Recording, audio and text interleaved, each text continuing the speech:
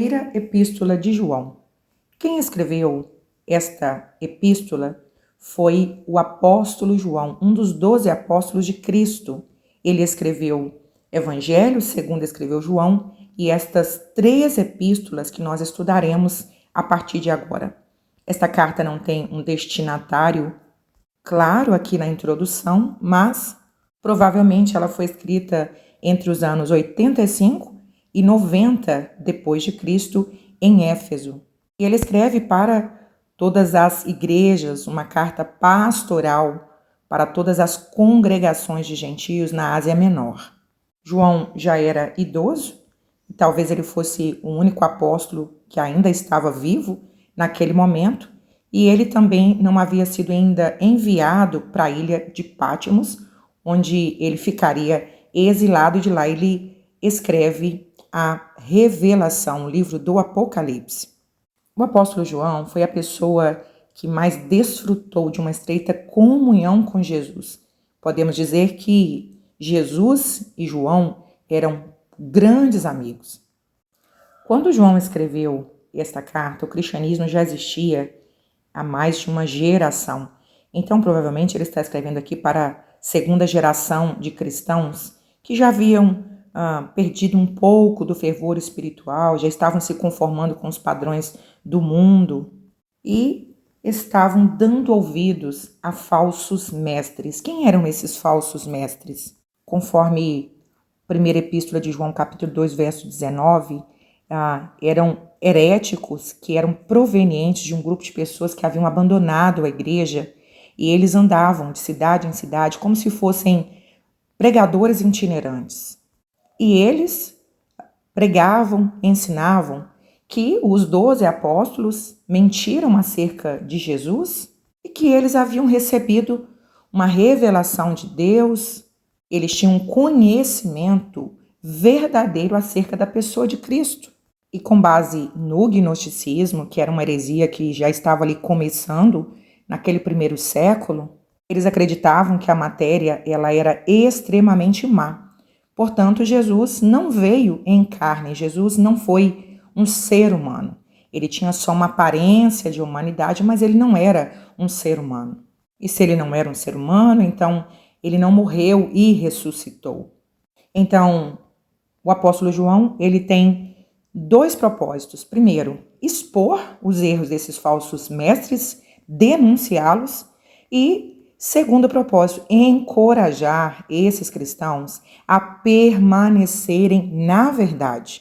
Eles precisavam ter convicção de que eles já conheciam a Cristo e já tinham convicção da vida eterna, que Jesus, sim, ele foi um ser humano. E ninguém melhor do que João, que usufruiu tanto da presença de Jesus, esteve muito tempo ao lado de Jesus, uma testemunha ocular, ele tem autoridade para falar do assunto. Então, ele vai ensiná-los a como identificar um falso mestre ou um falso cristão. Então, ele vai falar de 3 testes durante a sua epístola. O teste doutrinário, a pessoa que não confessa que Jesus é o Cristo, é o Filho de Deus, essa pessoa é um falso cristão ou um falso mestre. Segundo é o teste moral. Se a pessoa ainda permanece no pecado, continua praticando as coisas do mundo, esta pessoa não provém de Deus. E terceiro, o teste social. Se ela não se preocupa com o próximo, com as necessidades do próximo, se ela não vive na prática o amor, esta pessoa não é verdadeiramente um cristão. Então vamos estudar primeira epístola de João. Primeira epístola de João, capítulos 1 e 2. João começa a sua carta falando acerca da humanidade de Cristo. Como dissemos na introdução desta epístola, falsos mestres estavam espalhando mentiras acerca de Cristo, dizendo que Jesus não foi um ser humano, ele tinha aparência de ser humano, mas ele não era humano. Então João começa a sua epístola assim como ele começou o seu evangelho, dizendo que era desde o princípio, o que temos ouvido, o que temos visto com os nossos próprios olhos, o que contemplamos, as nossas mãos apalparam, com respeito ao verbo da vida. Ele está dizendo, olha, eu tenho autoridade para ensinar vocês aquilo que eu vi, aquilo que eu ouvi, eu toquei nele, eu vi Jesus, eu sei que ele era um ser humano, eu vi Jesus tendo necessidades que nós, seres humanos, temos. Eu sei que ele era o verbo e que o verbo se fez carne, conforme ele escreveu no capítulo 1 do seu evangelho. Verso 2, e a vida se manifestou. O verbo se fez carne e nós a temos visto e dela damos testemunho. E vou-lhe anunciamos a vida eterna, a qual estava com o Pai e nos foi manifestada. A partir do verso número 6, João vai fazer um contraste entre a luz e as trevas, entre a verdade e a mentira. Para quê? Para expor esses falsos mestres.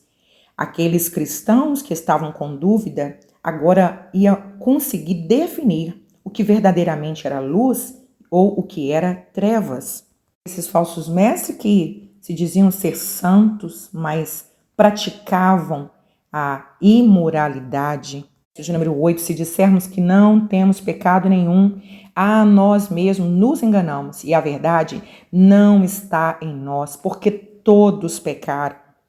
Não há nenhum ser humano que não tenha pecado.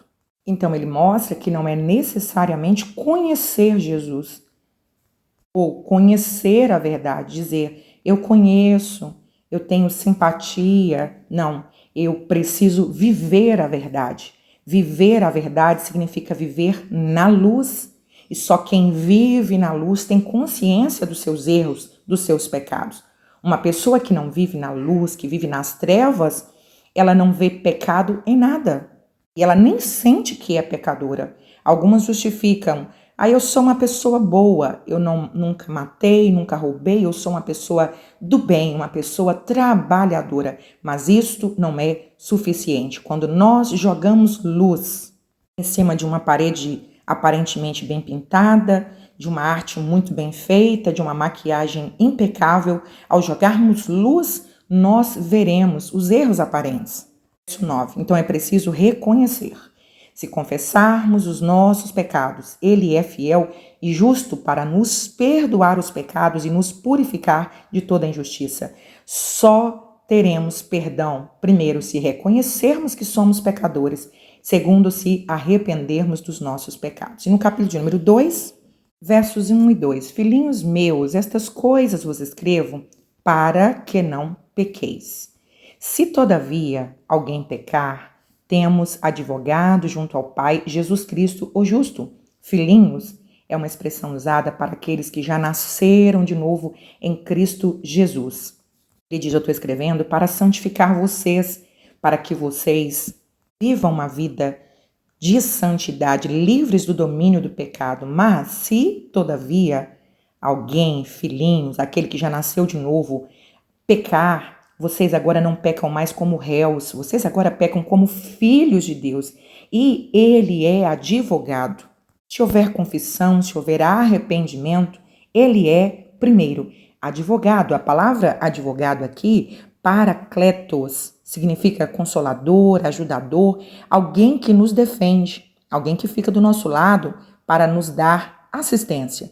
E a intercessão de Jesus diante de Deus, hoje, ao nosso favor, ela é essencial para a salvação, porque sem essa intercessão nós voltaríamos a ser escravos do pecado. Hoje, quando nós reconhecemos os nossos pecados, pedimos perdão, Ele é poderoso para nos perdoar. Mas Ele, como advogado hoje, intercede junto ao Pai. Mas um dia Ele virá como juiz, e quando Ele vier como juiz, não haverá mais perdão para os nossos pecados. Verso 2, ele é a propiciação pelos nossos pecados e não somente pelos nossos próprios, mas ainda pelos do mundo inteiro. A palavra propiciação aqui significa tornar-se favorável. Nós não somos perdoados, nós não somos purificados por justiça própria, por nossos próprios esforços. É totalmente um ato favorável de Deus ao enviar Jesus para morrer no nosso lugar. E é pela graça, Por esse favor que nós não merecemos é que nós somos salvos. Verso 4 a seguir, ele fala sobre o teste moral. Como dissemos na introdução, como saber se uma pessoa é verdadeiramente um filho de Deus? Como saber se ele é verdadeiramente um cristão? Aquele que diz, eu o conheço, e não guarda os seus mandamentos, é mentiroso, e nele não está a verdade. Ou seja, o filho de Deus, aquele que ama a Deus, qual é a evidência disso? Guardar os seus mandamentos. 6, e andar como ele andou. A outra evidência, amar o próximo, como Jesus nos amou. Esse é o novo mandamento que Jesus disse. Jesus disse que nós deveríamos amar o nosso próximo, assim como ele nos amou. Na primeira aliança, o mandamento é: amarás o teu próximo como a ti mesmo. Agora, esse mandamento dado por Jesus, ele diz: você vai amar o seu próximo como um modelo. Qual modelo? O modelo é o meu amor. Assim como eu vos amei, você deve amar o seu semelhante. Verso 12, 13 e 14, ele fala desse benefício de quem já nasceu de novo e vive verdadeiramente em Cristo Jesus. Os vossos pecados são perdoados. Verso 16, pais, eu vos escrevo porque conheceis aquele que existe desde o princípio. Jovens, eu vos escrevo porque tendes vencido o maligno. O benefício, o privilégio de servir a Deus é que nós temos vitória sobre o maligno. Filhinhos aqui fazendo referência àqueles que são nascidos de novo. Jovens aqui fazendo referência à força e o desafio da juventude na luta contra o mal, contra o pecado. E pais falando da experiência na fé, crentes maduros, idôneos e sábios no Senhor. Versos 15 a 17, o verdadeiro cristão, ele não ama o mundo, ele não ama as coisas do mundo, ele não tem prazer nas coisas do mundo, ele se aborrece com as coisas do mundo, assim como Deus se aborrece.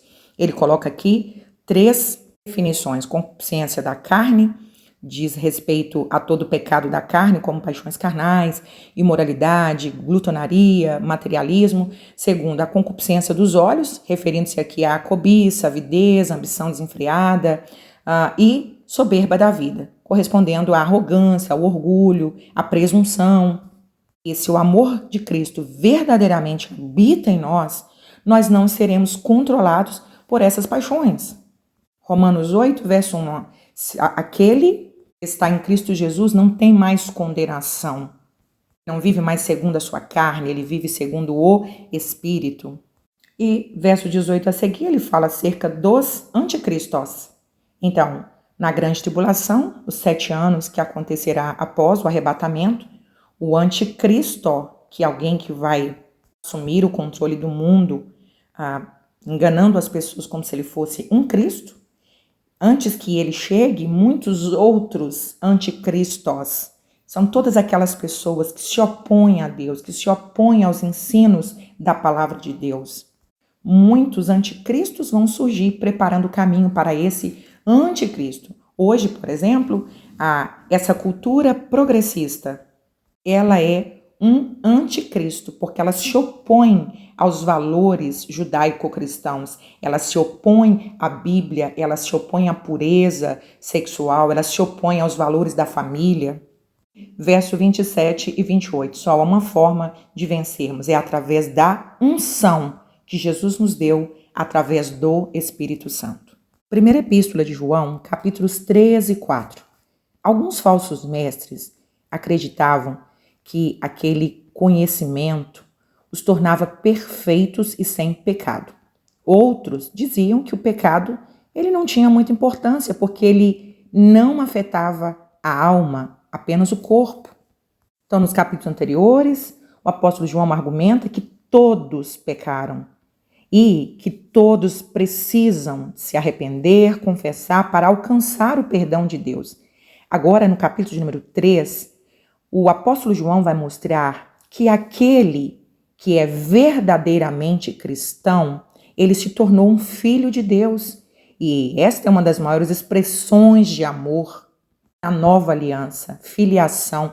tornarmos filhos de Deus. Nós, falhos, pecadores, somos chamados filhos de Deus. Quando nós morremos para o mundo, nascemos de novo e nos tornamos filhos. Verso de número 6. Qual é a evidência desse novo nascimento?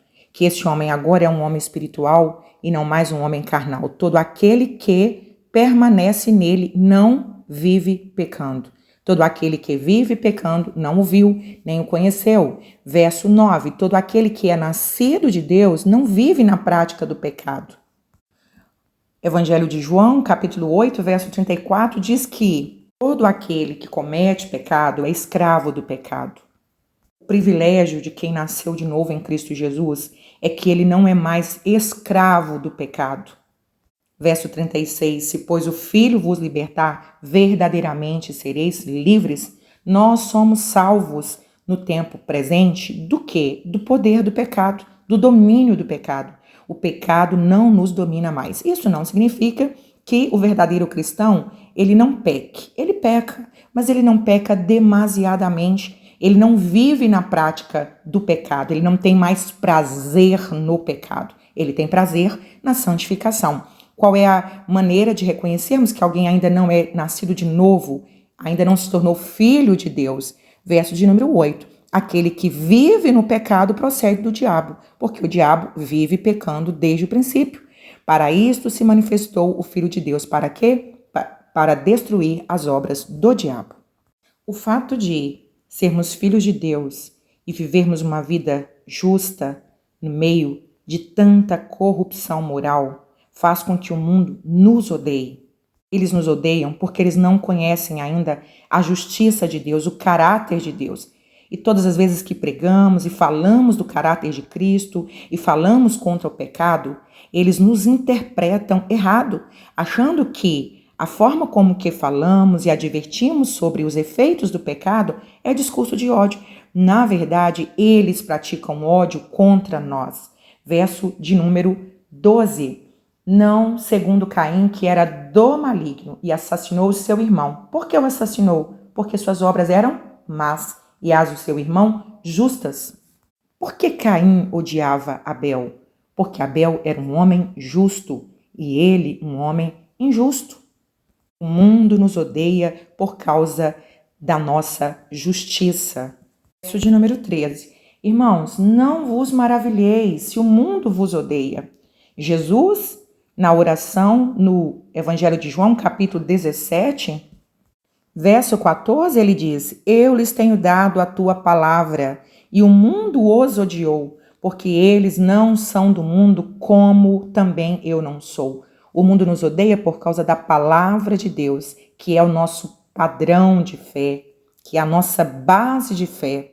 Nossos valores, os nossos princípios estão na contramão da cultura desse mundo. Por isso nós somos chamados de fascistas, de fundamentalistas. Mas Jesus disse que, assim como ele foi odiado, nós, seus seguidores cristãos, também seremos odiados. Não é todo cristão que é odiado. Quando lemos o Sermão da Montanha, entendemos.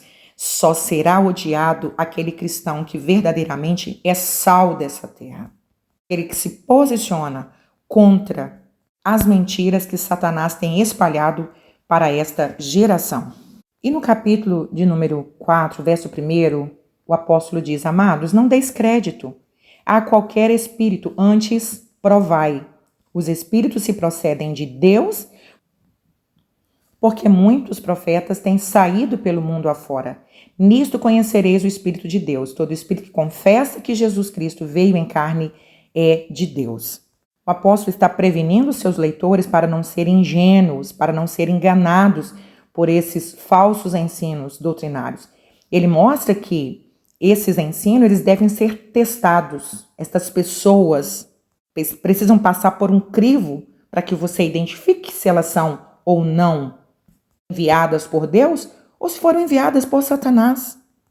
Esses ensinos do apóstolo João são maravilhosos e mais do que nunca precisamos estudá-los para confrontar os falsos mestres que têm se levantado nessa geração. E as características são as mesmas. Eles não pregam Cristo, eles não pregam renúncia, não falam contra o pecado, e os seus sermões não são cristológicos, são antropocêntricos, não são centrados na pessoa de Cristo. E as suas motivações nunca serão o reino de Deus, a não ser benefício próprio. Uma outra característica é que eles são amados. Por quê? Porque eles não confrontam o pecado. Verso 5, eles procedem do mundo. Por essa razão, falam da parte do mundo e o mundo os ouve. Nós somos de Deus. Aquele que conhece a Deus nos ouve. Aquele que não é da parte de Deus não nos ouve. Nisso conhecemos o espírito da verdade e o espírito do erro. Verso de número 7. Amados, amemos uns aos outros, porque o amor procede de Deus. Todo aquele que ama é nascido de Deus e conhece a Deus. Então, a evidência do verdadeiro cristão, como quem nasceu de novo em Cristo Jesus, é que ele tem um amor não como um sentimento, mas como uma prática. E esse amor, ele tem uma origem. Verso de número 7. A origem desse amor é Deus. Esse amor também tem um modelo. Qual é o modelo? Amor de Deus enviando Jesus. Verso 9. Nisso se manifestou o amor de Deus em nós, em haver Deus enviado seu Filho unigênito ao mundo para vivermos por meio dele. Nisto consiste o amor, não em que nós tenhamos amado a Deus, mas em que ele nos amou e enviou o seu Filho como propiciação pelos nossos pecados. Como devemos amar o nosso próximo? Verso 11. Amados, se Deus de tal maneira nos amou, devemos nós também amar uns aos outros. Então, como é que nós revelamos Deus para o mundo? Qual é a melhor maneira de apresentarmos Jesus para esta geração? É vivendo a prática do amor. Jesus disse: nisto saberão que sois meus discípulos. Qual é a marca? Quando amardes uns aos outros. Primeira Epístola de João, capítulo de número 5. Aqui o apóstolo, ele volta a afirmar a verdadeira característica do servo de Deus, daquele que nasceu de novo em Cristo Jesus. Todo aquele que crê que Jesus é o Cristo é nascido de Deus. E todo aquele que ama ao que o gerou também ama ao que dele é nascido. Nisso conhecemos que amamos os filhos de Deus. Quando amamos a Deus e praticamos os seus mandamentos. 10 mandamentos, resumindo, se referem a isto: amar a Deus acima de todas as coisas e amar o nosso próximo. Quando nós lemos sobre amor ao próximo, fica muito claro na última parte dos 10 mandamentos. Não adulterarás, não furtarás, não dirás falso testemunho. E isto é a expressão do verdadeiro amor. E o verdadeiro cristão, aquele que nasceu de novo em Cristo Jesus, ele não se esforça para praticar esse amor. Ele é natural. Verso de número 3. Este é o amor de Deus, que guardemos os seus mandamentos. Ora, os seus mandamentos não são penosos. Eles são naturais em nós. Ninguém verá um pé de jabuticaba se esforçando, gemendo para soltar uma jabuticaba. É natural que simplesmente comecem a surgir as jabuticabas. O verdadeiro cristão, da mesma forma. É natural o fruto do Espírito em nós. E o verdadeiro cristão nunca vai achar pesado obedecer os mandamentos do Senhor. Versos 6 a 8, aqui o apóstolo João vai falar acerca de uma mentira espalhada por esses falsos mestres de que Jesus, ele só foi realmente Cristo, ele só foi realmente divino entre o seu batismo e a sua morte, ou seja, ele era humano somente até ser batizado. Quando então o Cristo veio sobre ele e depois tornou a deixá-lo antes da sua morte na cruz. Então ele vai refutar essa heresia aqui. Ele diz, verso 6, este é aquele que veio por meio de água e sangue. Jesus Cristo, não somente com água, mas também com água e com sangue. E o Espírito é o que dá testemunho, porque o Espírito é a verdade. Então ele está afirmando aqui que Jesus Cristo o tempo todo, durante o seu ministério na terra, ele nunca deixou de ser Deus. Jesus é Deus e o Espírito Santo testificou isso durante as águas, durante o batismo e também durante a crucificação de Jesus.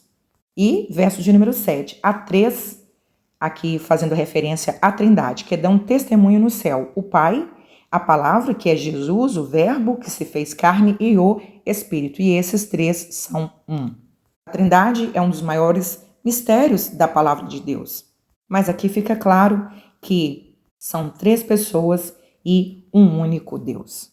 A passagem bíblica que mais esclarece isso foi o momento do batismo de Jesus. Jesus, o Filho, estava sendo batizado, o Espírito Santo veio sobre ele como uma pomba e o Pai testifica e ouve a voz do Pai dizendo: "Este é o meu Filho amado, em quem me comprazo." Então, no mesmo cenário, houve a manifestação das três pessoas distintamente. Verso de número 10, então, é necessário crer no Filho de Deus. Não é suficiente apenas crer que Jesus passou por essa terra, que ele foi um profeta, que ele fez coisas boas. Algumas pessoas dizem: não, eu acredito que Jesus existiu. Não basta apenas crer na pessoa de Jesus. É preciso crer em Jesus como Filho de Deus. É preciso crer em Jesus como Salvador. Verso 10, aquele que crê no Filho de Deus tem em si o testemunho. Aquele que não dá crédito a Deus o faz mentiroso, porque não crê no testemunho que Deus dá acerca do seu Filho. E o testemunho é esse, que Deus nos deu a vida eterna. E a vida eterna está no seu Filho. Só existe vida eterna unicamente através de Jesus. Então, verso 13 a seguir, ele mostra que nós precisamos ter convicção disso. Essas coisas vos escrevi a fim de saberdes que tendes a vida eterna, a vós outros que credes em o nome do Filho de Deus. E esta é a confiança que temos para com ele, que se pedirmos alguma coisa segundo a nossa vontade, ele nos ouve. Um relacionamento com Deus que tem, primeiro, a convicção da vida eterna é um relacionamento de confiança.